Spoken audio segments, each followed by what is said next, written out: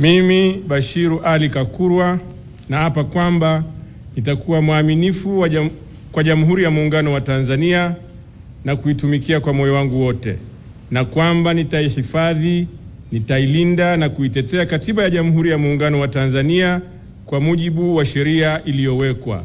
Ewe Mwenyezi Mungu nisaidie.